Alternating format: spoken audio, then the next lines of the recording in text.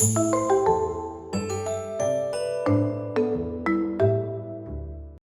mi Leonardo. querido David, qué gustazo tenerlos por acá. Ya me debes de escuchar bien, ¿verdad? Ahora sí. Listísimo, pues arranquemos entonces, mi estimado Gabriel. A Como ver. siempre es un gusto que nos estés acompañando por acá, que podamos estar pues nuevamente compartiendo. Y fíjate que quise ponerte este tema, ¿verdad? Por acá que tenemos en pantalla, porque siempre hay mucha curiosidad en torno a, pues, el contexto económico, ¿verdad? Del mundo. Y bueno, siempre que platicamos, mi estimado Gabo, tú tienes un contexto bastante amplio. Parece que eres una persona ampliamente culta y muy enterada, pues, de todos los temas, ¿verdad? Que siempre tocamos nosotros. Así es que me gustaría presentarte, mi estimado Gabriel, antes que puedas comenzar con la sesión. A todos los participantes de la sesión que no te conozcan, Gabriel Belsol, pues es un apasionado en temas de creatividad, temas de innovación, y así lo reflejan los másters que tenemos en la Asociación Mexicana de Inversionistas, del cual pues soy participante ya de 2 másters. Entonces, él cree que pues las finanzas y la vida son más similares a lo que la gente puede imaginar. Es por ello que pues ha decidido dedicar su trabajo, ¿sí? Todo su tiempo, su esfuerzo, pues a impulsar una revolución que pueda cambiar la manera, fíjense qué interesante, la manera en cómo vemos nosotros las inversiones, ¿sí? Y cómo generan una repercusión en las empresas, así como en los individuos, en todas las personas. Pues bueno, Gabriel Belsol estudió Administración y Finanzas en la Universidad Panamericana. También ha estudiado un Master en Finance y un Master en FinTech. Ha cursado diferentes diplomados en Management Empresarial y Economía. Se ha especializado en temas de la cultura estratégica empresarial, en la implementación de innovación como cambio, ¿sí? Como cambio económico y cultural. Y actualmente se desempeña como presidente de la Asociación Mexicana de Inversionistas y forma parte de diversos consejos de administración como consejero independiente. Así es que ya con este contexto y con esta presentación, mi estimado Gabriel, nuevamente gracias por tu colaboración, por tu participación y pues bienvenido a la sesión. Somos todos tuyos, quedamos aquí atentos. Buenísimo. Pues bueno, me pidió David que les compartiera una sesión en tema de los movimientos económicos y en términos de si llegó la crisis o no llegó la crisis, ¿no? Siempre hemos vivido en crisis, pero pues bueno, vamos a ir viendo. Entonces, para ir comenzando con la información presentada en este documento, se elabora siempre con fines didácticos e informativos y no representa en ningún momento alguna recomendación de algún tipo ni pretende algún incentivo de compra o algún instrumento de inversión o título. Es responsabilidad siempre de cada inversionista tomar decisiones informadas y con base en sus propios criterios. Y recordemos que rendimientos pasados nunca, pero nunca aseguran rendimientos futuros. Ahora sí, ya teniendo el disclaimer que me obligan siempre a dar de la asociación, pues vamos a arrancar con algo muy sencillo. ¿Qué es un riesgo? Entonces, ahora sí, para quien quiere ir entendiendo qué es el riesgo, pues vamos a desglosarlo y vamos a entender que exactamente el riesgo es una ecuación, es una formulita. Como en este caso nos enseñaron en la escuela la fórmula, vamos a decir, de la torta o la del sándwich, todo este tipo de fórmulas que llegamos a ver en nuestra vida, pues justamente el riesgo es una fórmula, ¿no?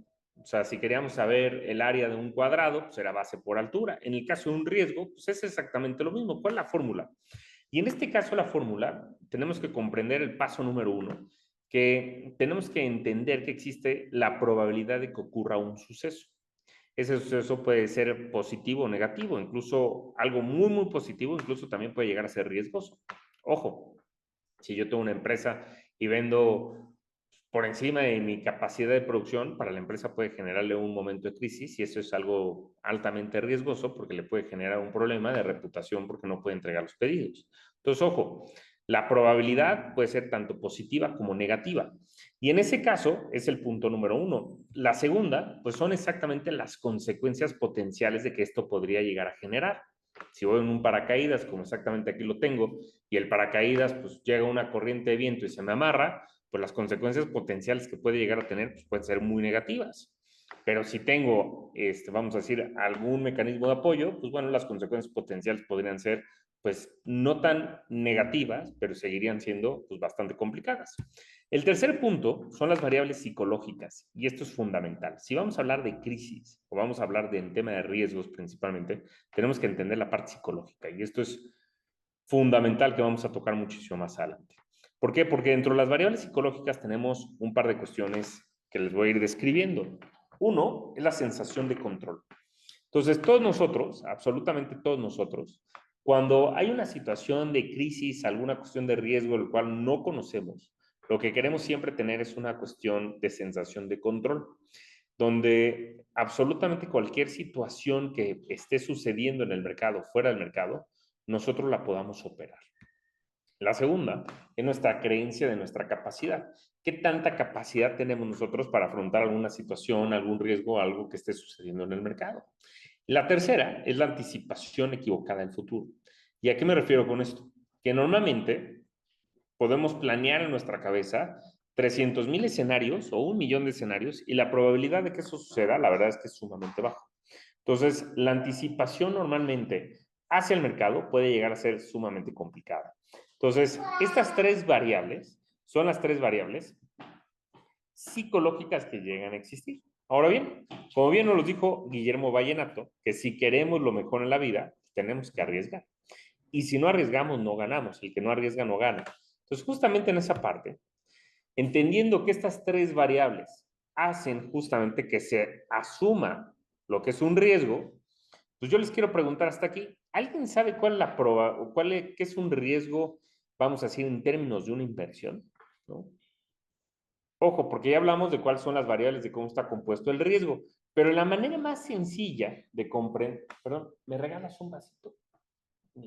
Acá, aquí me en ese lado. Muchas gracias. Voy a tomar un vasito de agua. Entonces, el riesgo, yo les voy a poner algo bien sencillo y me encanta siempre hacerlos participar. Entonces, quien los vea por acá, a ver, mi querida Abel Solís, por favor, si puedes abrir el micrófono, te lo voy a agradecer. Mi querido Abel, ¿me escuchas? Abel a la una, Abel a las dos. Y si no, me voy con el siguiente. A ver, por acá tengo, para que esto sea dinámica, mi querido Javier Ramos. Maribel, yo te veo muy puesta acá en la sesión. Tienes hasta tu cafecito. Entonces, mi queridísima Maribel, ya quitaste el cafecito, Maribel. Dios mío, lo bueno de la sesión es el cafecito. Entonces, a ver, mi querida Maribel, ábreme porfa tu micrófono.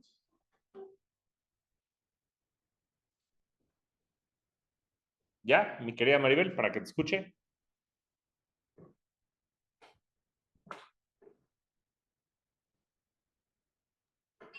¿Listo? Buenas noches. Buenas noches, mi querida Maribel. Mira, rapidísimo. Maribel, ¿tú de dónde eres? De Guadalajara. Guadalajara. ¿Cómo se llama la torre más alta de Guadalajara? Ups. No te sabría decir la verdad. Bueno, caso Ciudad de México. Bueno, te la voy a poner así de fácil. Todos aquí ubicas el Empire State en Nueva York. Ah, sí. Es famoso edificio icónico.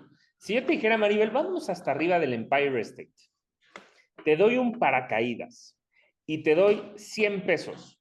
¿Te aventarías del paracaídas? Wow. No. Va. Si te doy 1,000 pesos, estamos hasta arriba del Empire State, ¿eh? Ahora te doy 1,000 pesos. ¿Te aventarías por 1,000 pesos del Empire State? Ay, la verdad, no. Pero si ahora te doy 10,000 pesos, Tal vez lo pienso. por 10,000 pesos ya lo pensaste. ¿Por 100,000? Pues. ¿Por 1,000,000? Pues, ay, no sé. Le tengo miedo a las alturas, pero. Por 1,000,000, pues ya es como que sí. Por 10 millones, Pues sí, sin pensarlo. 10 millones de pesos. Te llevo al Empire State, un paracaídas. Si te avientas de paracaídas, la respuesta es sí. Ojo, Maribel, esto está padrísimo para que me entiendan. ¿Qué es el riesgo? Maribel tiene el mismo riesgo de aventarse en paracaídas por 1 peso que por 10 millones de pesos. Si nos damos cuenta, porque es Maribel la misma persona, el mismo paracaídas, la misma altura. La diferencia en términos de riesgo es cuánto estoy dispuesto a perder por cuánto estoy dispuesto a ganar. Así de fácil entendemos que es un riesgo. La definición más sencilla y más lógica, más entendible que es el riesgo, es la manera en cómo se los acabo de explicar. Entonces, si nosotros estamos hablando de riesgos, justamente ahorita, y estamos platicando de ello, Pues, y ya comprendimos estas tres variables, mi queridísima Maribel, muchas gracias por participar. Habrá que irte a visitar a Guadalajara. ¿Qué pasa con esto? Que justamente el riesgo es la probabilidad de que una amenaza se convierta en un desastre. Ojo, que algo que realmente nosotros llegamos a analizar se convierta en realidad. Y esa realidad, esa amenaza, algo potencial que podría existir, se vuelva una realidad.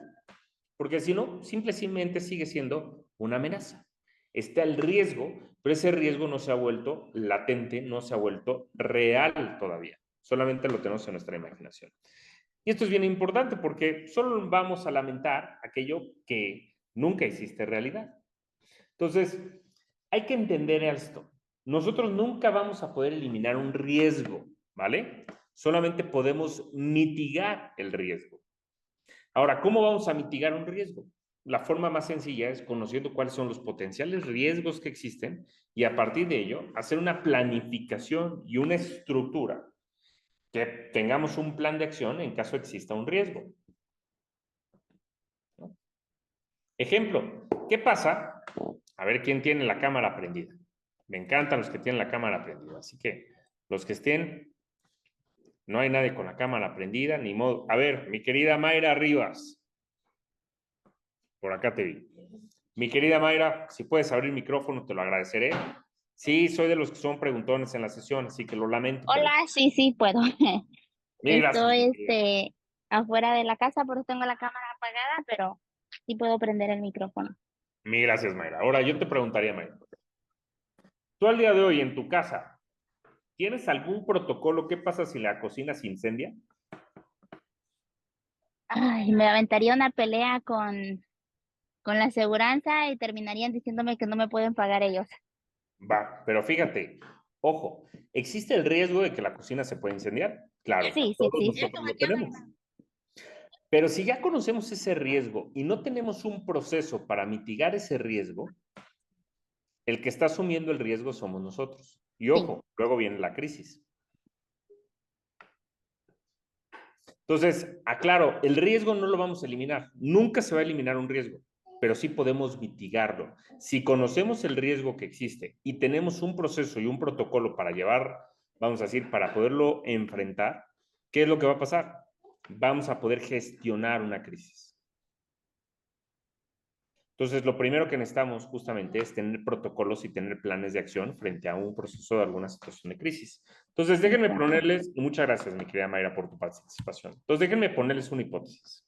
Malcolm Gladwell llegó a escribir algo padrísimo, que Malcolm Gladwell dice, si tú quieres ser un experto en algo, tienes que tener 10,000 horas de práctica en algo. Si tú tienes 10,000 horas de práctica en algo, lo que va a sucederte es que vas a ser el más fregón del planeta en cierta situación de lo que tú quieras hacer. Es una hipótesis que Malcolm Gladwell llegó a escribir.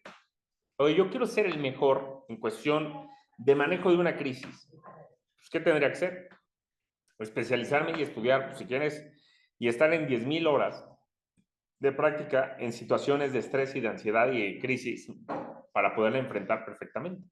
Incluso, si lo vemos, los equipos SWAT, estos grandes equipos de tecnología, vamos a decir, técnicos para enfrentar amenazas o alguna situación, o incluso los grandes, vamos a decir, de los ejércitos que tienen sus equipos especiales, así ultra especiales, pues que los que los ponen en grandes situaciones de estrés. Horas y horas y horas y horas de práctica. Entonces, ¿por qué les pregunto esto? ¿Cuántas horas de gestión de riesgos han tomado ustedes? ¿Cuántas horas le han dedicado ustedes a una gestión de riesgos?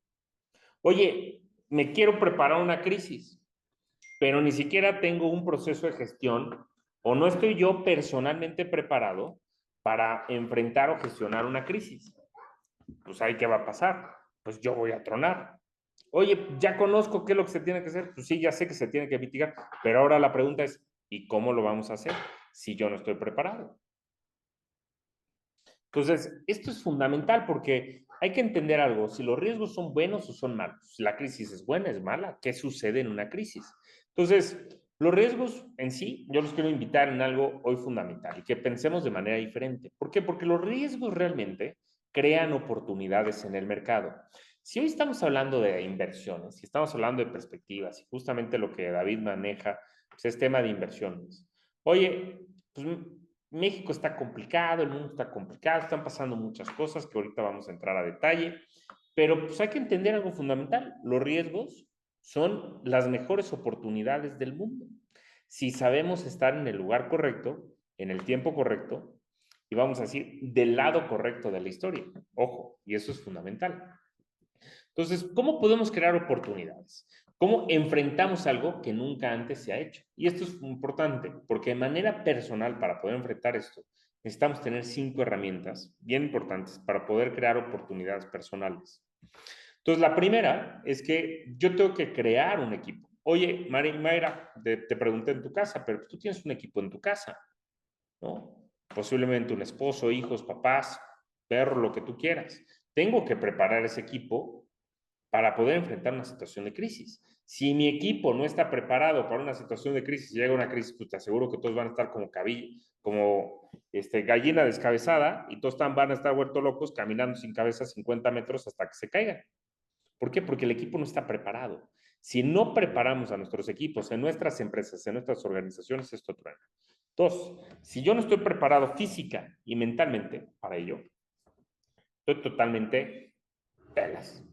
Yo siempre cuento una analogía que a mí me encanta. Tengo muchos conocidos que tienen, pues, vamos a decir, mucha riqueza económica, pero en temas de salud no tienen nada, porque ni siquiera pueden abrocharse las agujetas ellos solitos.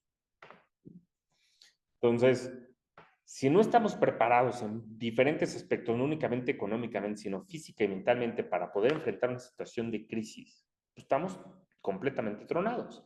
3, tengo que entender la locación, en dónde estoy. En pocas palabras, en dónde estoy parado. Vamos a imaginar esto, si está existiendo un incendio, yo estoy exactamente aquí, pues ¿cuáles son las opciones que yo tengo? ¿De dónde estoy parado? ¿Hacia dónde están las ventanas? ¿Dónde están los puntos de acceso? ¿Hacia dónde me puedo mover? Es un tema de locación y las empresas también lo deben de tener. Y yo en mi cabeza, cualquier posición que vaya a tomar en cuestión de inversión, en cuestión de algún proyecto que yo vaya a hacer, tengo que entender el tema de locación. No la locación del lugar en donde se está realizando, sino la locación que tengo yo en ese momento de manera personal. Y eso es bien importante. 4, habilidades. Si yo no tengo habilidades y no he generado estas habilidades, soy pez. Si no tengo una habilidad para gestión de riesgos, si no tengo una habilidad personal y no la he empezado a gestionar, estoy completamente frito. Si en un momento de estrés no tengo una habilidad de poder articular de forma apropiada y podérselo compartir a mi equipo, ¿no? Si tengo una organización y no tengo la habilidad de articular porque estoy en una situación de ansiedad y estrés, adivina qué, estás pelas.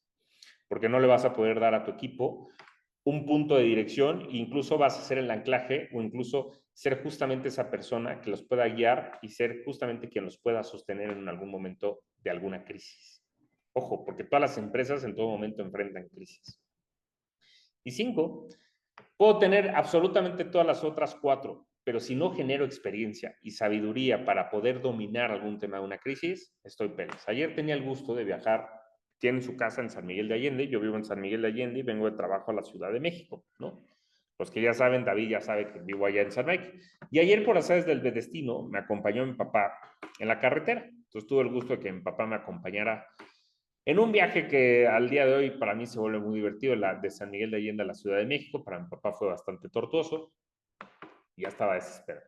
Pero para mí fue muy bonito. Y un día en la carretera mi papá me dijo, Gabriel, yo espero que en esta vida pues no cometas errores, no te equivoques, hijo. Y yo recordé mucho la historia que me compartió un amigo a quien estimo muchísimo, que se llama Héctor Garza.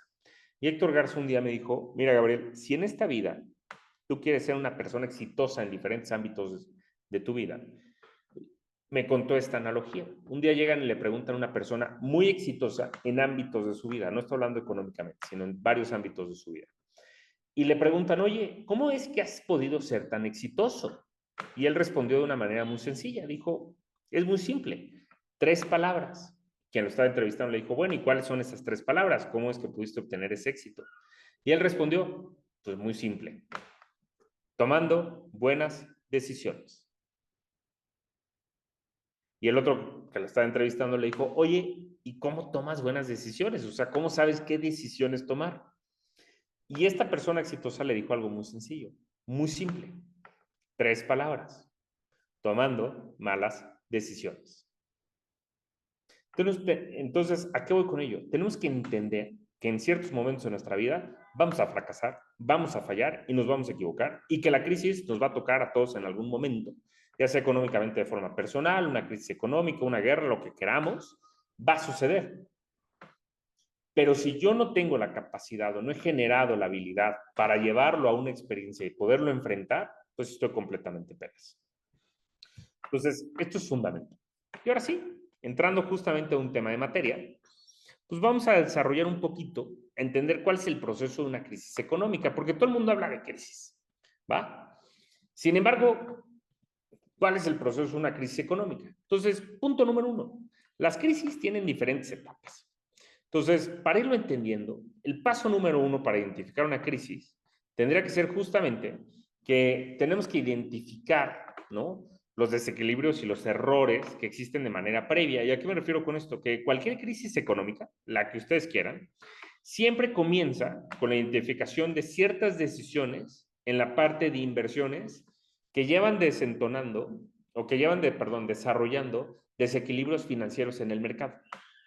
Y estos errores y estos desequilibrios, pues siempre en una ocasión, cuando una economía entra en crisis, lo que se lleva inmediatamente es que se eliminan, ¿no?, pues muchos proyectos que eran erróneos por parte de las empresas y siempre se van a reorientar los recursos a partes más eficientes. Suena muy gacho, pero históricamente a mí lo que me ha tocado en ver un momento de crisis en empresas es que siempre los primeros que vuelan es el área de recursos humanos. O sea, ciertas áreas dentro de cualquier organización que, por así decir, no lo ven esencial dentro del recurso y algo que genere, vamos a decir, ingresos a la empresa, es lo que truena. Y eso sucede en una crisis, pero también lo vemos en el mercado. Cuando empieza a existir una crisis financiera y lo vemos en el mercado financiero, que es justamente el siguiente punto, que es la disrupción exactamente de los mercados financieros. Se empieza a gestar una crisis económica en el mercado, pero meses después. ¿Por qué? Porque una crisis financiera se caracteriza principalmente porque esta disrupción que existe en los mercados, pues termina generando una selección adversa en la toma de decisiones.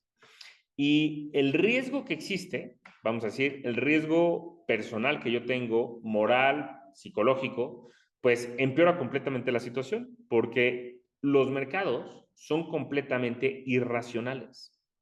Los mercados no los opera la racionalidad, los mercados los opera completamente la irracionalidad. Entonces, ¿a qué me refiero? Porque los mercados simplemente son expectativas de lo que puede llegar a suceder en el mercado. Y esto muchas veces puede llegar a generar una caída significativamente fuerte en términos de producción y en rendimientos económicos. Entonces, las disrupciones en los mercados financieros son brutales. Luego tenemos que entender, pues, que la reacción de las empresas y los ajustes estratégicos que tienen que hacer. Las empresas tienen que reaccionar inmediatamente a una cuestión de una crisis. Entonces, ¿por qué pasa? Porque las empresas suelen seguir justamente un proceso de un desarrollo estratégico en problemas de corto plazo, ¿no?, en términos de su rendimiento. Lo que necesitan las empresas cuando hay un momento de crisis, que es flujo, necesito incrementar mi caja, necesito incrementar, ¿para qué? Pues para poder mantener, pues, uno de los costos más grandes que tiene la operación. ¿Cuál es el costo más grande normalmente en las empresas en términos de operación? La nómina. Entonces, si yo no reacciono de manera proactiva y en beneficio de la organización, lo que termina siendo es un tema de reducción inmediatamente en costos de la organización. Y lo vemos en todas las crisis, pues, se despide a muchísima gente.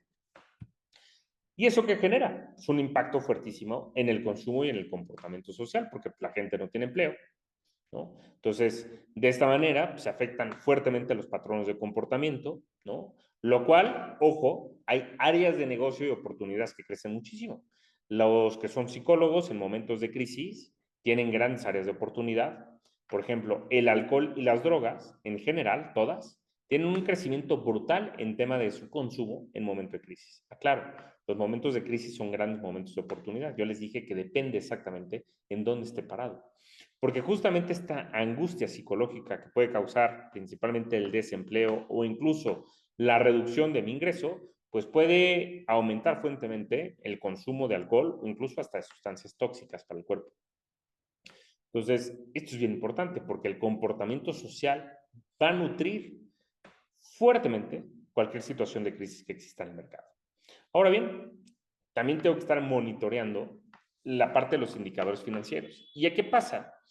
Bien dicen de que exactamente lo bueno tarda y lo malo muchas veces, o sea, lo grandioso puede tardar un poquito más, ¿no? Entonces, pues alguna crisis, todas las crisis siempre pasan, ¿no? Y se puede llegar a tardar un poquito. ¿Cuáles son los principales indicadores que llegan a suceder, ¿no? Cuando vemos justamente un tema de una caída en el mercado? Y en temas de indicadores, pues el principal indicador que siempre se analiza para relación de una crisis es el PIB. El PIB es el Producto Interno Bruto de un país. ¿Y qué es lo que abarca el Producto Interno Bruto? Hay dos tipos de Producto Interno Bruto, ¿no? Que normalmente es el que se llega a tomar, pero la verdad es que si lo analizáramos el PIB principal, que si lo analizáramos en relación a cómo se tomaba la muestrea del PIB en los 90s, pues México en la actualidad estaríamos en crisis. Claro, ¿eh? Ese es bien interesante ese dato. O sea, si se tomara la base de muestreo, incluso también los Estados Unidos estarían en momento de crisis. Sin embargo, el modelo de medición del Producto Interno Bruto ha llegado a modificarse. Y esa parte de modificación, pues bueno, al día de hoy el Producto Interno Bruto nos dice cuál es la expectativa o cuál es la tendencia de crecimiento que está teniendo una economía. Si su Producto Interno Bruto está creciendo o al contrario se está contrayendo. Y en caso de que sea, vamos a decir, negativo y que se esté contrayendo y que sea negativo durante 2 periodos consecutivos, estamos en una recesión, en una crisis económica. Entonces, ¿qué es lo que sucede después de una recesión económica? Pues empieza justamente el proceso de crecimiento del Producto Interno Bruto, porque se reajusta y ahorita vamos justamente a entrar a esa parte de transición. Cambian las cosas, porque incluso estos indicadores de crisis pasadas, como lo podríamos hablar de la crisis de la Gran Depresión, que fue entre las guerras, ¿no? Justamente en Estados Unidos, que fue la Gran Depresión, y podemos ver la crisis financiera del 2008, las últimas crisis, la crisis del tequila, la crisis también del vodka, la crisis del dot-com. Hay diferentes crisis y todas estas crisis podemos ver que justamente los mercados caen, pero rebotan y tienen un tema de crecimiento en el largo plazo muy interesante. Y justo eso nos lleva a un proceso de transición y cambio sistémico, porque cualquier crisis económica pueden ser vistas justamente como un proceso de aceleración en cambios sistémicos que son fundamentales de transformación. ¿Y a qué me refiero con esto? Que los cambios, como les dije en un momento al inicio de la presentación, cualquier crisis, híjoles, está llena de oportunidades. Siempre y cuando, aclaro, estemos en el lugar correcto. El viernes de la semana pasada estaba teniendo el gusto de cenar con el que fue el presidente de la Asociación de FinTech México, y estábamos hablando sobre lo que está sucediendo en términos de capital privado en nuestro país, ¿no? Nosotros vemos todos los fondos de capital privado, David no me va a dejar mentir, ¿no? Vemos a todos los fondos de capital privado, no están invirtiendo en el país. Los VCs tampoco están invirtiendo. VCs son Venture Capital, o sea, hablemos del capital privado, todos aquellos que ven en Shark Tank. Los que invierten en empresas de que todavía no tienen un modelo de negocio son VCs, o sea, son Venture Capital, es capital de riesgo. Ya cuando su modelo de negocio pues, ya es rentable y ya tienen nivel de rentabilidad, pues ya entran justamente fondos de capital privado, ¿no? Y ya luego son fondos de deuda mezanín y ya llegan posteriormente a una oferta pública inicial como proceso de salida. ¿Cuál es el problema en nuestro país en el tema de las fintechs? Pues vemos a las fintechs de que se les inyecta. Si recuerdan cuando fue la pandemia, salió Kavak así, anunciando toda, que era el primer unicornio mexicano. Y qué guau, ¿no? GBM también salió como unicornio mexicano y todo lo demás.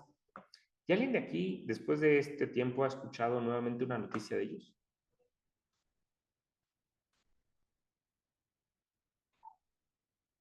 No. Hubo un cambio fuertemente. Fíjense, la crisis exactamente del COVID generó un cambio brutal. Se generaron estos unicornios mexicanos, estas empresas de evaluación de $1,000 millones. Sin embargo, pues no hubo realmente un proceso de transformación, ¿no? Y justamente eso es a lo que nos lleva la medición y análisis de la crisis. Entonces, no necesariamente todo lo que brilla es oro. Entonces, ¿a qué me refiero con esto? Que a medida cuando se empieza a analizar, a medir y justamente analizar cualquier situación de crisis de manera que sea adecuada y que no nada más sea, ay, la estoy analizando porque sí, porque me dijeron de que suena bonito y voy a invertir en esto, sino realmente estoy analizando un poquito muchísimo más a detalle cualquier situación de crisis. Voy a poder analizar choques económicos, enfoques alternativos incluso, cualquier cuestión de una recesión económica o incluso medidas para enfrentar alguna crisis financiera que tenga cualquier organización y de esa manera poder tener resultados muchísimo más robustos en términos financieros de cualquier organización. Clip, no sé si alguien de aquí conozca la empresa Clip. Esta pasarela de pagos, ¿no? Esta que es color naranjita. Pues bueno, dicen por ahí, chisme de Radio Pasillo, Clip ha tenido más de un financiamiento de más de 400 millones de dólares, ¿no? También fue un unicornio. Pero dicen por ahí que Clip opera en números rojos.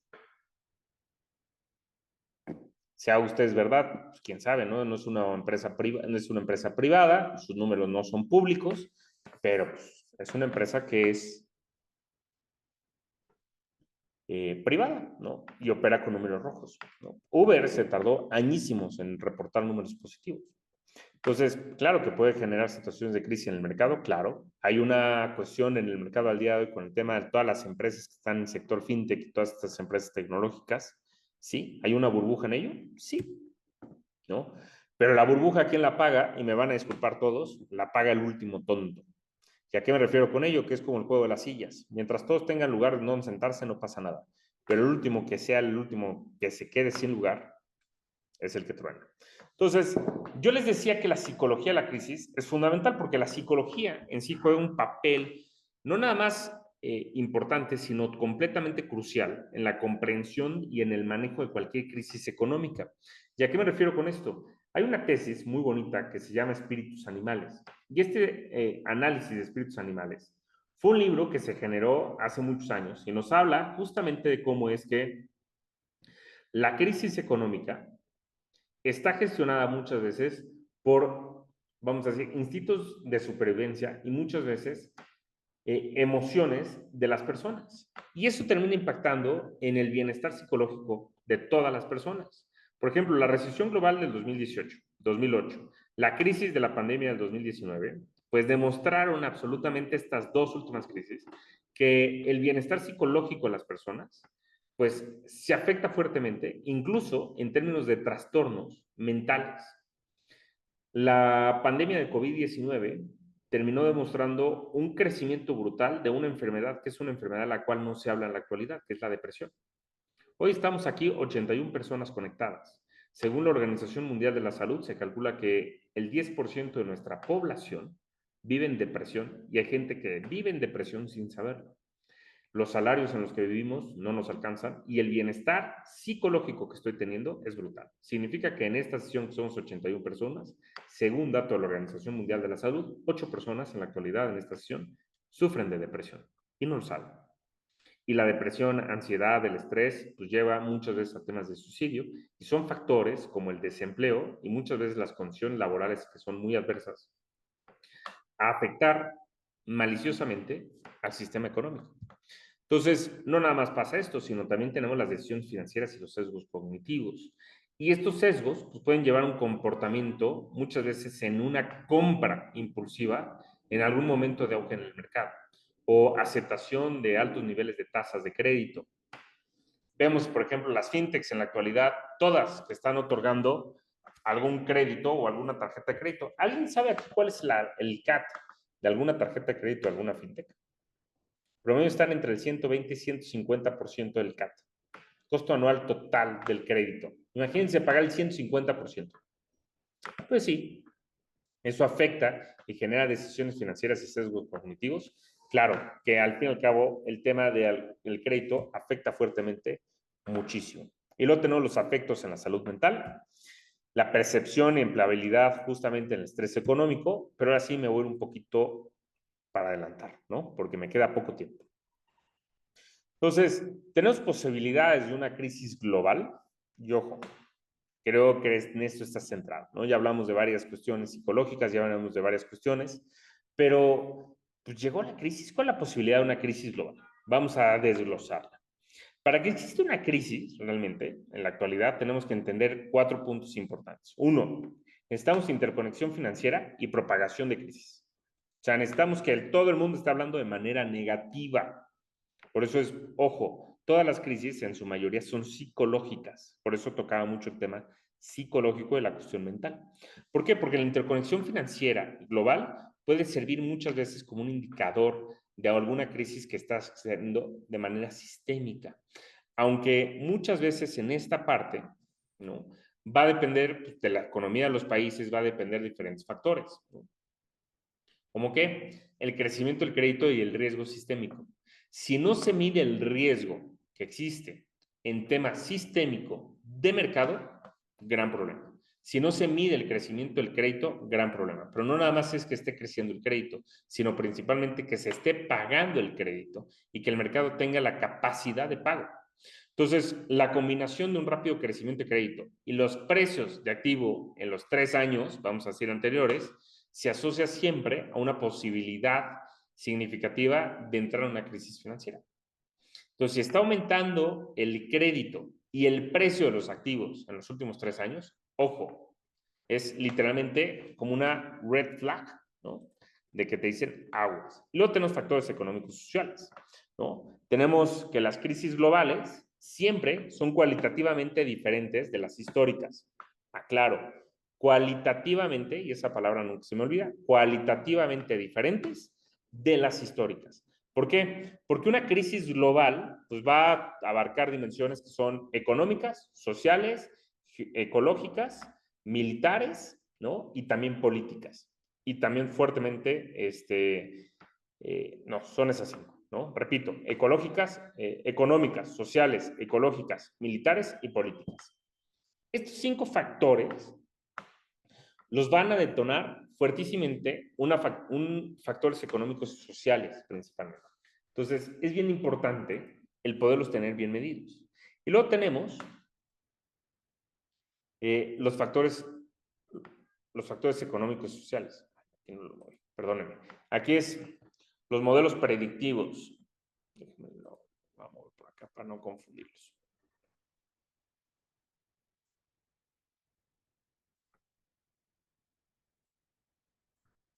Voy.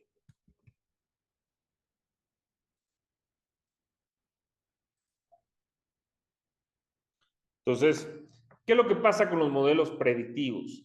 Los modelos predictivos de cualquier modelo de crisis, lo que te dicen son los resultados que pueden llegar a existir sobre ciertos tipos de crisis financieras, ¿no? O sea, vamos a decir en tema de crédito, oye, pues ¿cuánto está aumentando el crédito versus la cartera vencida? Oye, aguas, pero dentro del crédito hay varias subverticales, ¿no? Crédito de vivienda, crédito pyme, crédito personal, crédito simple, crédito automotriz. Entonces, se desprende realmente una N cantidad, o sea, puede estar creciendo, ¿no?, la cartera vencida del crédito, vamos a decir, de vivienda, porque hubo un boom en cuestión de crédito y se otorgó, pero el resto de los créditos incluso están de cartera vencida está disminuyendo. Entonces, este tipo de modelos predictivos, ojo, hay que tenerlos muy claros, pero ¿cuáles son realmente de cuidado? Pues cuando existe una cuestión de condiciones financieras, cuando el coeficiente de crecimiento versus el tema de tasa no conviene, es un modelo que te dices, híjoles, aguas, porque algo está pasando. En nuestro país, nuestra tasa de nivel de riesgo, ¿no?, de lo que está pagando nuestro país en términos de crédito, pues es a 2 dígitos en la actualidad. Ojo, y no estamos teniendo un crecimiento económico y el tipo de cambio se nos está elevando. Entonces, eso nos lleva a algo bien importante.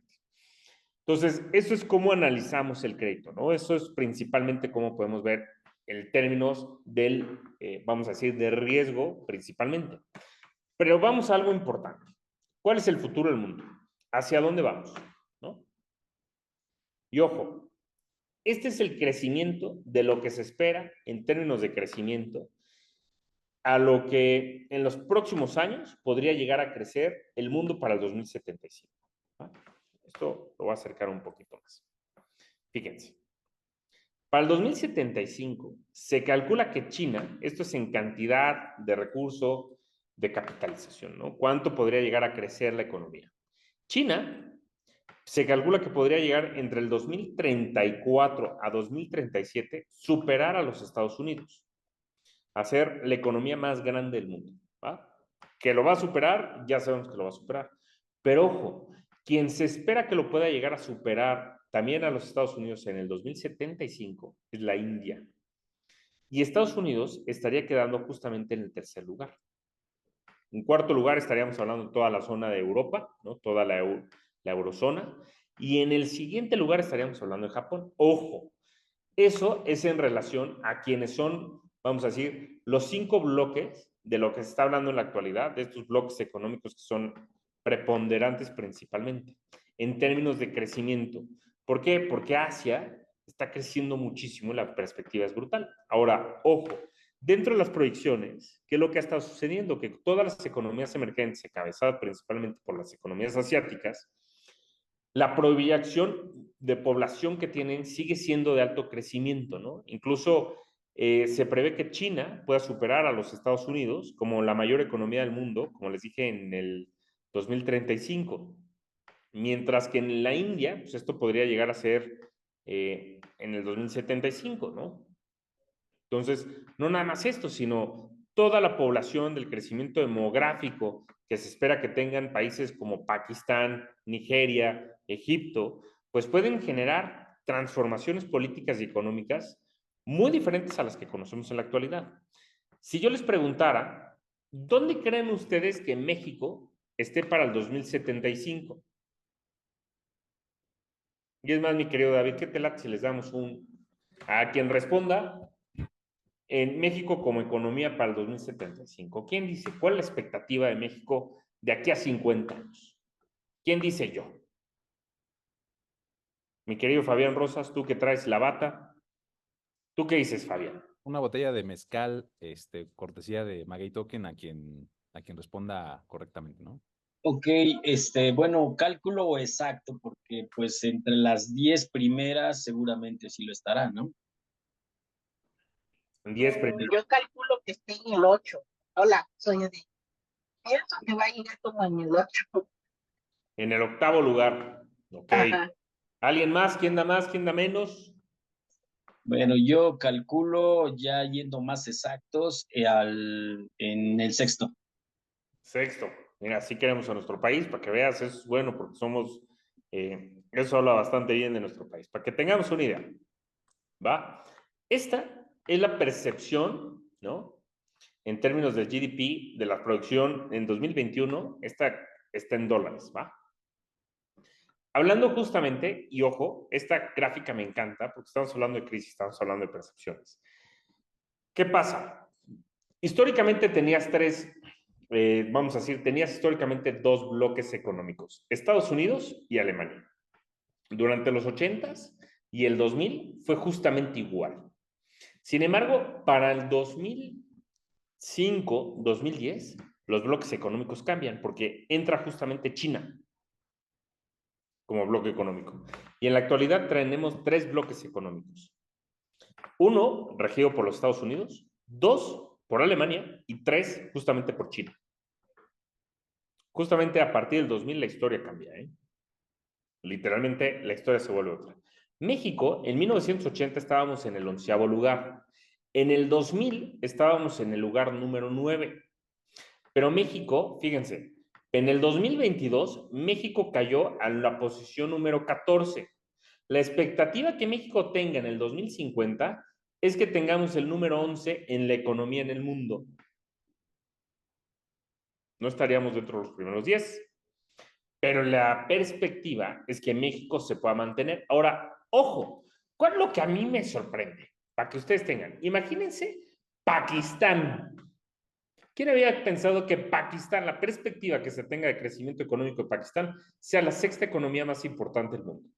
Pero no nada más Pakistán, sino Nigeria.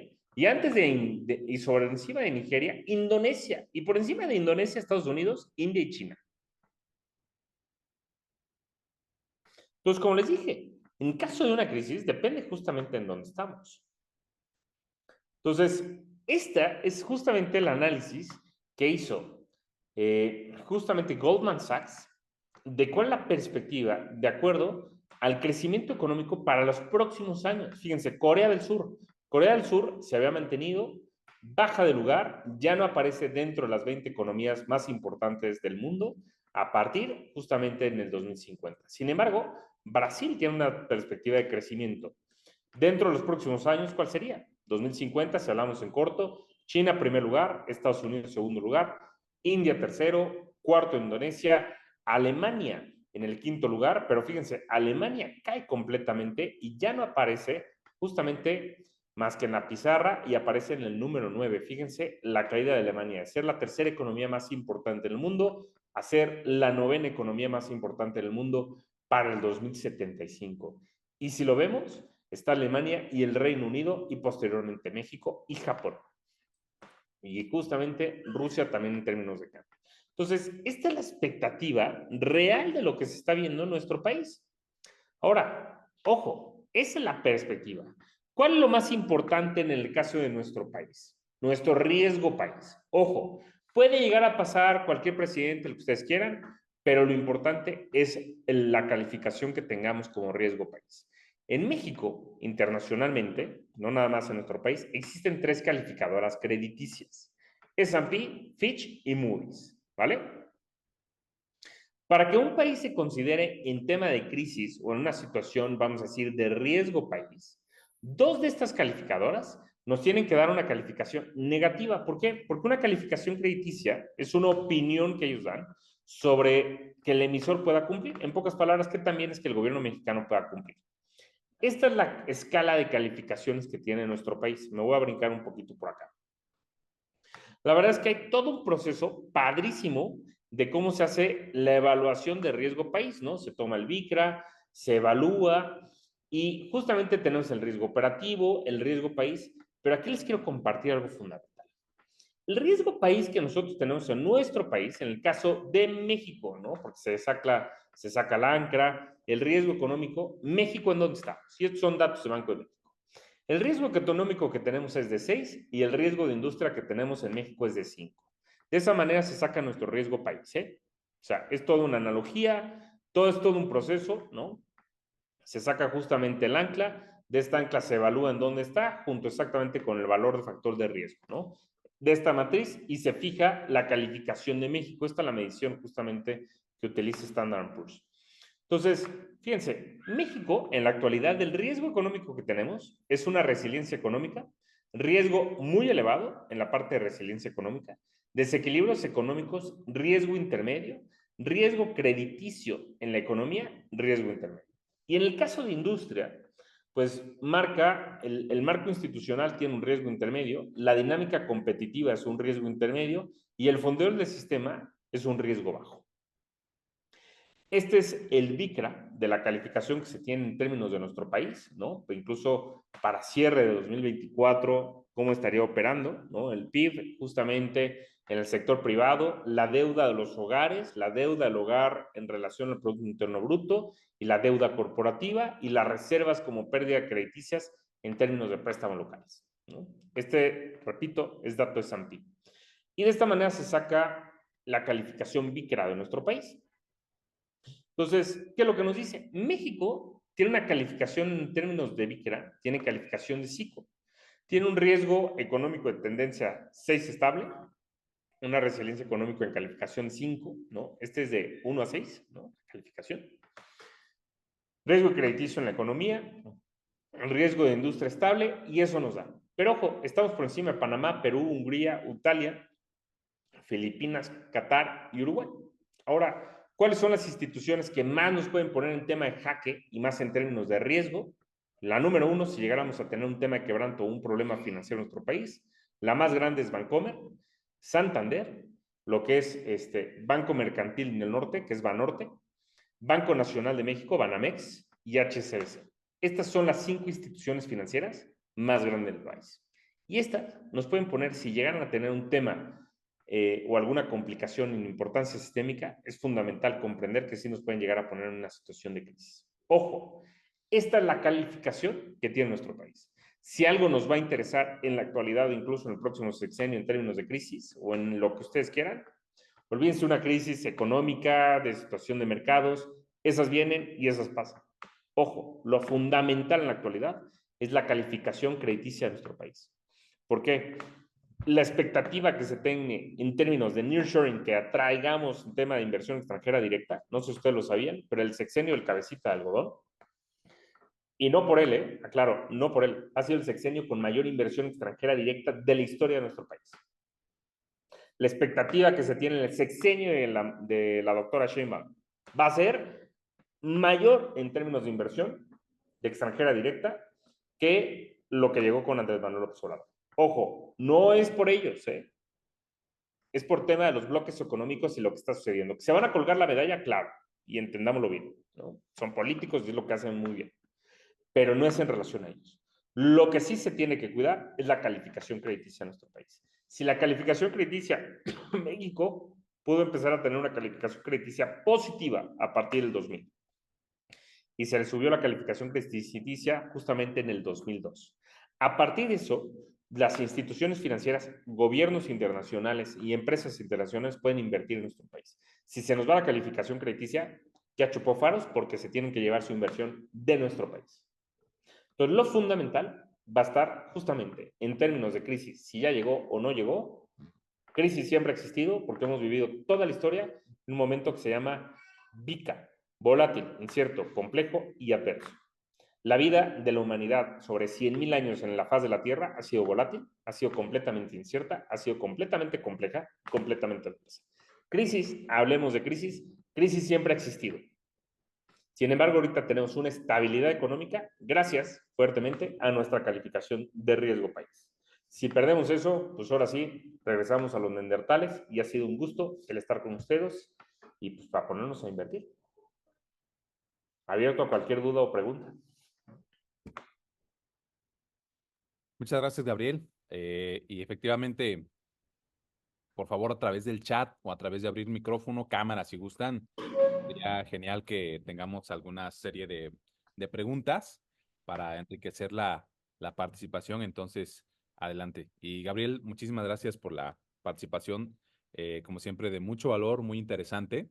Y sobre todo, como siempre decimos, es importante que ustedes como inversionistas pues tengan ese poder de la información y que además de todo lo que nos compartió Gabriel, pues por supuesto ustedes puedan validar, ¿verdad? Toda la información. Siempre el que tiene acceso a Internet, pues es imperdonable, ¿verdad? Que tenga alguna duda o que tenga la curiosidad de algo y y no lo sepa. Entonces, adelante, por favor. Ya está por aquí la primera pregunta, no dice Ana, excelente información, muchas gracias. Entonces, siempre validen la información, hagan sus propias notas, ¿verdad? Para su toma de decisiones. Dice Daniel Garfias, yo realmente estoy sorprendido de toda la información que en muchos casos no conocemos. Muchas gracias. Sí, exactamente, justo de eso se trata. Y yo le puse a la sesión un título, ¿verdad?, que llamara la atención, sobre todo que hace 15 días se movió algo en las noticias. Pues esto, pues creo que logra llamar la atención para justamente tener audiencia, tanto acá como como en Meta, en Instagram y Facebook. Y posteriormente, por supuesto, en YouTube, ¿no? Cuando ya se suba esta información. Dice, ¿puedes mencionar alguna inversión importante, algunas inversiones importantes en este sexenio, por favor? Dice Marina Rodríguez, mi estimado Gabriel. Mira, por parte de inversión extranjera directa, híjoles, creo yo la más bonita es todo el tema de lo que está pasando de industria en tema de nearshoring en el norte del país. Ahí sí, híjoles, brutal la inversión. Ahora, déjame decirte algo. Yo no creo, y déjame aclararte algo bien, bien importante, mi querida. Yo no creo que la inversión extranjera directa sea la panacea del crecimiento económico. Incluso de manera personal, yo estoy en contra de la inversión extranjera directa porque históricamente la inversión extranjera directa nunca ha favorecido o ha detonado un tema de crecimiento económico como se nos ha planteado. Y nunca se ha visto internacionalmente que la inversión extranjera directa en ningún país lo favorezca en términos de crecimiento, así que te digan, wow. Lo que se tendría que hacer, aclaro Marina, no es un tema de inversión extranjera directa, sería inversiones por parte de la iniciativa privada local. O sea, es fundamental en la actualidad que la iniciativa privada sea el motor de crecimiento. Lo es, pero ha perdido completamente la perspectiva de creerse ¿no? No nada más de creerse que es importante, sino creérsela que realmente la iniciativa privada es el motor de crecimiento de cualquier país. Tú quieres transformar un país, no lo cambias con leyes, lo cambias con iniciativa privada. ¿Quieres cambiar la cultura? No lo cambias con educación, lo cambias con iniciativa privada. La iniciativa privada, las empresas, la innovación y la disrupción viene de las empresas. No viene de los gobiernos y tampoco viene de la inversión extranjera directa. Nunca se ha visto, nunca ha sido claro, nunca se ha alcanzado a ver en ningún caso de la historia en el mundo, ¿eh? O sea, ahí sí, nunca se ha visto. Entonces, ¿qué es lo que sucede? Es fundamental no nada más favorecer el tema de la inversión, ¿no? Históricamente todo lo que siempre se ha favorecido es el tema de inversión en términos de infraestructura por parte de los gobiernos. Pero la infraestructura en el orden correcto no favorece el crecimiento económico. No estoy diciendo que sea mala, pero estoy diciendo que no se hace en el modelo correcto. Hay un orden que se tiene. No primero pones, no, o sea, si voy a hacer unos huevitos en la mañana, pues primero tengo que poner la cacerola, poner el aceitito para que no se pegue y luego le echo el huevo, ¿no? El problema aquí es que primero echan el huevo, luego quieren poner la cacerola y luego el aceite. Pues así no se puede. Hay un orden para generar un tema de crecimiento económico. Y de eso depende fuertemente la iniciativa privada. Entonces, de iniciativa privada, poca inversión. O sea, sí hay inversión, pero realmente si la iniciativa privada desarrollara proyectos disruptivos en términos de innovación, en el cual México se nos ha ido oportunidades inmensas en términos de desarrollo económico, en términos de crecimiento, la verdad es que se nos han ido muchísimas oportunidades. Pero ojo, también hay nuevas oportunidades que van a empezar a suceder en el mercado. México tiene una gran perspectiva en términos de crecimiento para los próximos años, sin importar, aclaro, quién llegue a la presidencia, ¿vale? Yo soy apartidista 100%, David ya lo sabe, yo no le voy a ni uno ni otro, yo le tiro a los dos, a los tres, al que quieran, o sea, yo no tengo uno. Pero sí, México tiene una perspectiva de crecimiento económico muy interesante en el largo plazo, ¿no? Que yo no creo, aclaro, y ayer lo compartí en una comida, decía, yo no creo que el modelo de crecimiento económico que tenemos en la actualidad sea el modelo de crecimiento, perdón, lo dije en una cena, la cena del viernes de la semana pasada, les dije, México es un continente entero en donde simplemente hemos tratado de tropicalizar modelos económicos internacionales de crecimiento a modelos en nuestro país. Y los hemos tratado simplemente de tropicalizar. David es de Oaxaca. Hay comunidades en Oaxaca que la calidad de vida que tienen es muchísimo mejor que la que tiene la ciudad. Entonces, ¿por qué no lo que se favorece es la calidad de vida? O sea, no necesariamente lo que se tiene que favorecer es crecimiento económico. Puedo tener crecimiento económico y puedo tener una caída en la calidad de vida. Incluso, no por tener crecimiento económico significa que tenemos movilidad social. En la actualidad, la movilidad social en nuestro país está completamente muerta. Significa que si yo nací pobre, pobre me muero, ¿eh? Y lo vemos con el tema de narcotráfico. ¿Qué es lo que sucede? Llegan los chavos al tema de narcotráfico, prefieren vivir 3, 4, 5 años en el narcotráfico para tener una vida de ricos porque van a tener una vida jodida todo el resto de su vida. La movilidad social en nuestro país está completamente muerta. Entonces, ¿qué es lo que pasa? Necesitamos modelos económicos completamente distintos, que sean disruptivos, que no estén favoreciendo simplemente el crecimiento económico, sino que estén favoreciendo el crecimiento de la calidad de vida de las personas. Y eso es algo completamente distinto a lo que se hace en la actualidad. Y no necesariamente eso significa que sea en beneficio de unos cuantos o de varias empresas. Entonces, si la iniciativa privada se pone pilas en favorecer la calidad de la vida de las personas y en generar modelos que realmente económicos sí favorezcan la comunidad de los países y de las ciudades, es brutal. A mí me sorprende, yo vivo en un pueblito mágico, ¿no? Que es San Miguel de Allende. Bueno, es patrimonio cultural urbano. Pero tú ves cómo le han dado en la madre. Perdónenme que lo diga, y es la verdad. Se le ha dado en la madre, ¿no? Tiene muchas broncas de agua. O sea, se transforma un pueblo, ¿no? Un pueblo que tenía una muy buena calidad de vida. Ahora se dice que es patrimonio cultural de la humanidad o pueblo mágico. Ahora va todo el mundo. Y ese pueblo mágico, su calidad de vida, la gente que vive en ese lugar, realmente si se ven los datos, baja la calidad de vida. Claro, tienes crecimiento económico, tienes ingresos, pero no calidad de vida. Se ha perdido la perspectiva del crecimiento de la calidad de vida de las personas. Ojo, ¿va? Entonces, si yo te diría, en términos de inversión en ese sentido, para mí no lo hay. Entonces, Gracias, mi estimado Gabriel. Y coincido y me da mucho gusto eso porque la sesión pasada que nos hiciste favor de participar justamente fue proyectos productivos, ¿no? El motor económico de un país, es decir, iniciativa privada. Dice por aquí Laura Amador, he visto que se ha dicho en las noticias que la creación de más instituciones financieras es necesaria. ¿Esto es relacionado con el manejo de riesgo? Dice Laura. Mira, he visto que se ha dicho en las noticias que pero a ver, ojo, nada más para entender, ¿qué tipo de instituciones financieras? Porque si son bancos, por ejemplo, en México se nos dio la panacea que las fintechs iban a cambiar el mundo, ¿no? Sí, Y es correcto. Yo leí que eran instituciones financieras en relación directa a bancos. mira, es que en términos de banco te voy a decir algo. Pasa algo muy chistoso, ¿no? Que muchas veces la gente se queja en nuestro país. En el caso de la banca en nuestro país, la banca es súper rentable, ¿eh? El tener un banco en nuestro país es un negociazazo. Saberlo manejar es otra cosa, pero los bancos son muy rentables. O sea, la verdad es que la banca en nuestro país es altamente rentable. Ahora, ¿qué es lo que se dice mucho que se requiere? No nada más es tema de instituciones financieras, sino inclusión financiera. El gran problema en nuestro país es que el nivel de inclusión financiera en nuestro país es realmente mínima. O sea, la inclusión en términos de crecimiento de gente que esté en el mercado es muy baja. Se decía en las fintechs cuando nacieron, fíjate, esto fue en 2018, las fintechs, ¿no?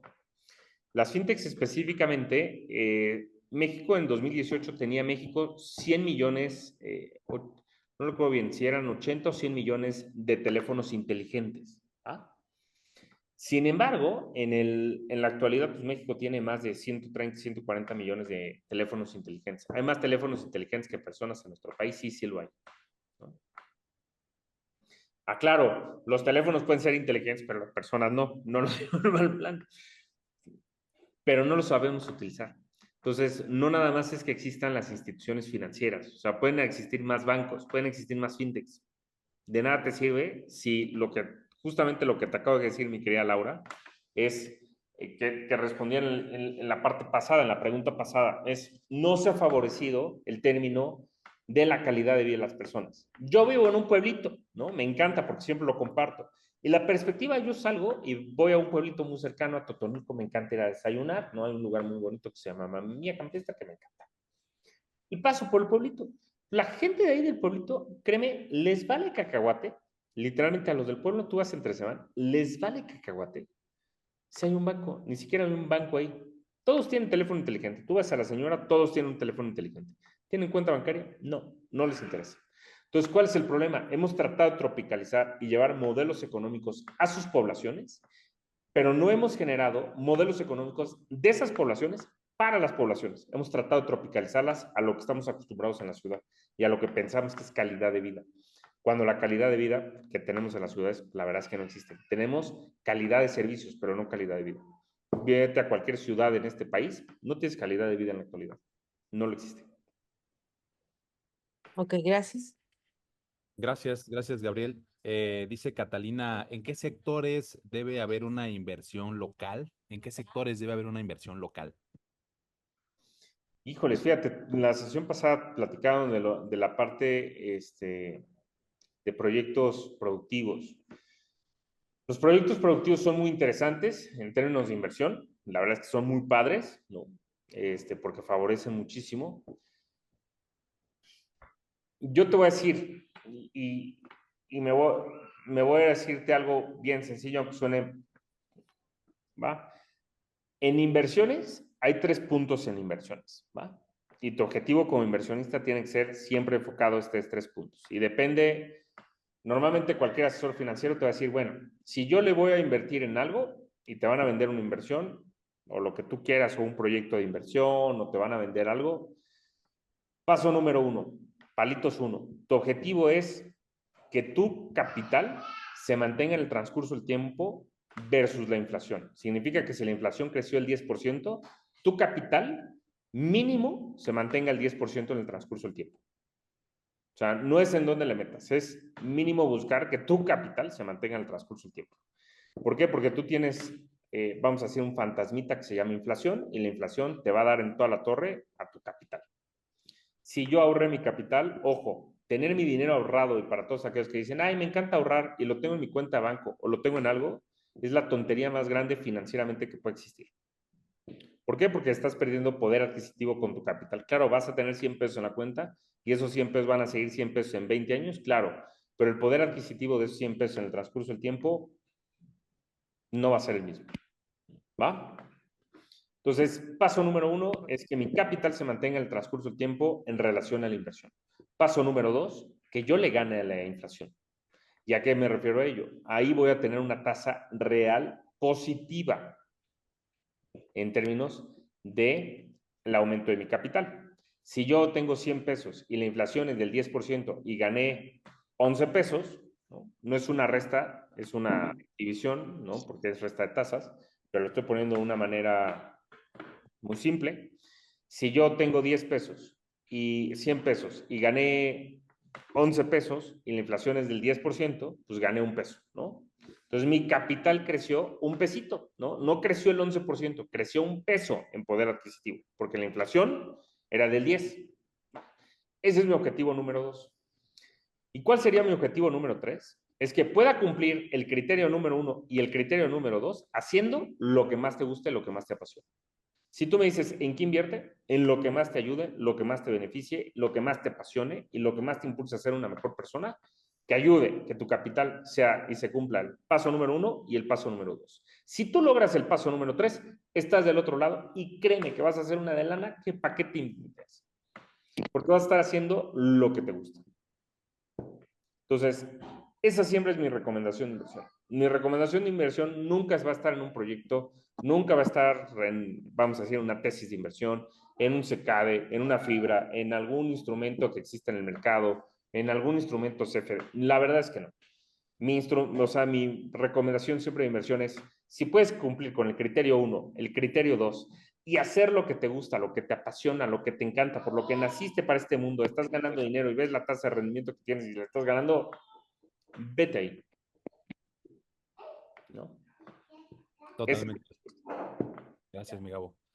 Y bueno, ya últimas preguntas, dice Leticia, prácticamente se puede decir que el riesgo siempre está presente, que depende de uno tener las estrategias correctas para cada área y evitar una crisis fuerte. Entiendo entonces que para evitar la crisis es tener una gran reserva para cubrir deudas o imprevistos hasta volver a equilibrar los gastos y lograr mantener el negocio. ¿Es correcto?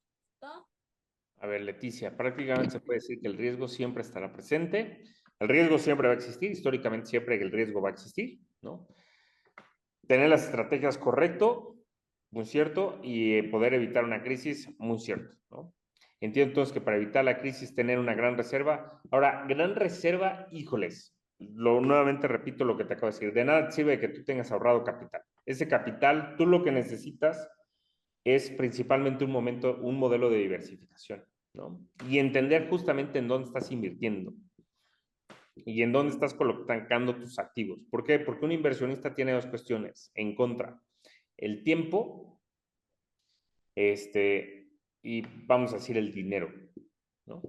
El dinero que tú vas a hacer en tu vida es finito. No vas a poder hacer más dinero del que tengas en tu vida. Entonces, por más que hagas miles de millones de dólares, lo vas a hacer en tu lapso de vida. Más de ahí no puedes. Entonces, el tiempo juega el tiempo juega algo muy en contra justamente siempre de nosotros. Entonces, ¿cuál es lo importante? Si la reserva de capital que tú estás haciendo, tú puedes tener una gran reserva y puedes tener muchos activos.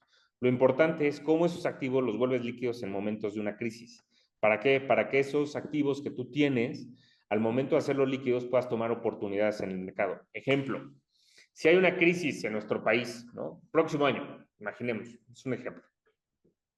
Y tú tienes activos y los tienes en propiedades, ¿no? Por ejemplo, yo tengo un familiar que cuando empezó a construir se volvió loco, ¿no? O sea, literalmente dijo, yo me retiro, juntó toda su lana y construyó casas, ¿no? Sí, construyó casas. No te voy a decir cuántas casas hizo, pero construyó casas. Y yo le decía, oye, ¿pero para qué hiciste esas casas? Es que se van a vender. Aquí todo se vende. No es broma, han pasado 2 años y no se le ha vendido más que una sola casa. Yo le dije, oye, ¿pero de qué te sirve tener ese dinero ahí parado? Propiedades. todo el mundo te dice es que tener propiedades es la mejor inversión que puedes tener en tu vida. Según quién, ¿no? Yo prefiero tener un instrumento que sea líquido. Por ejemplo, puedes comprar un instrumento bursátil de alguna fibra, de un fideicomiso inmobiliario, de alguna propiedad, ¿no? En donde puedo comprar fibra educa, ¿no? Es una fibra que cotiza en el mercado mexicano, es un ejemplo, que todas las universidades, por ejemplo, de la UVM, le rentan a esta fibra. O sea, las propiedades en donde están las universidades no son de la universidad. La propiedad pertenece a esta fibra la opera, administra y le pagan una renta. Y adivina qué, te pagan una renta. Oye, Fibra 1 es un negociazazo porque tiene Parks. Parks es la dueña de la mayoría de los parques industriales en el país.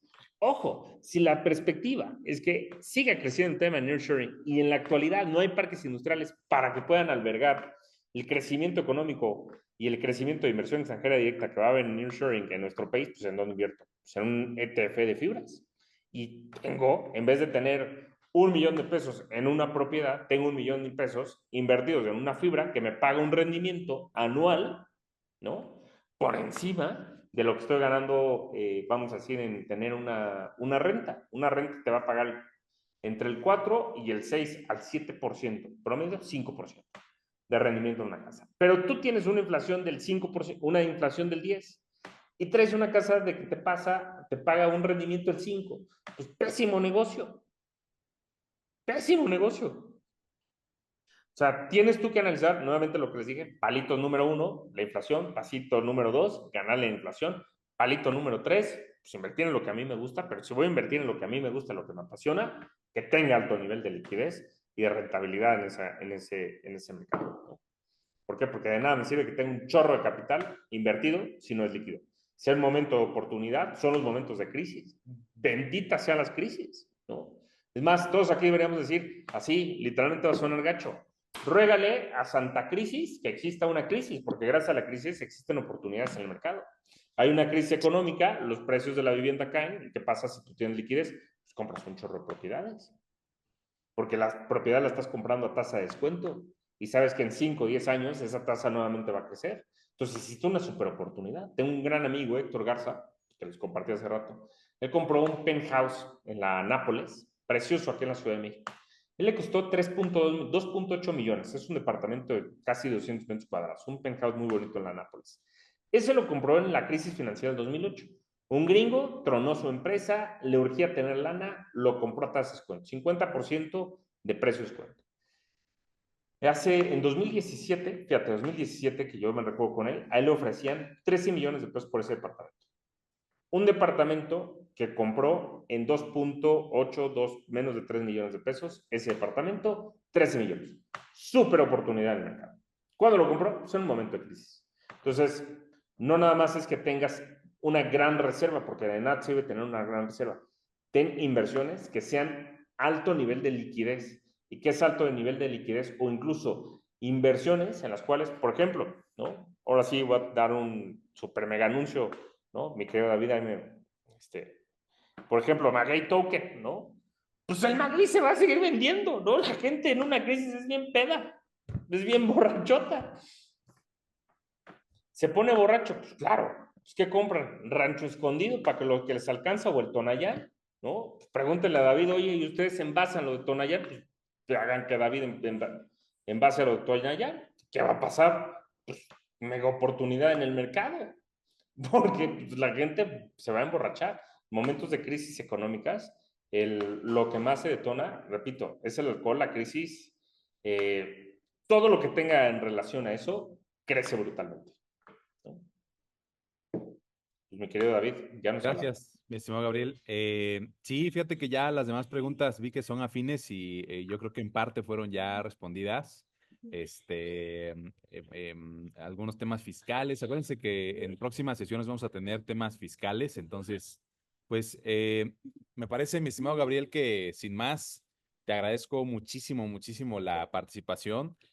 Tenemos aquí comentarios súper positivos acerca de la ponencia, de alto valor. Entonces, pues, mi estimado Gabriel, te agradezco de verdad muchísimo todo lo que estás aportándonos en estas sesiones que estamos teniendo.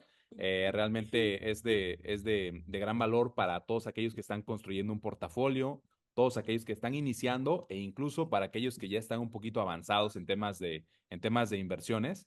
Así es que, pues, también agradezco muchísimo a todos los ponentes y pues a nombre de un servidor, a nombre de CBI Multiassets, te agradezco mucho, Gabriel Belsol. Gracias a toda la Asociación Mexicana de Inversionistas. Y nos vemos en septiembre, mi estimado Gabriel, para la graduación del máster. Claro que sí. Será un gustazo, mi estimado. Pues muchísimas gracias y pasen todos muy buenas noches. Gracias, mi estimado Gabo. Muy bonita noche. Mil gracias a todos. Buenas noches, descansen.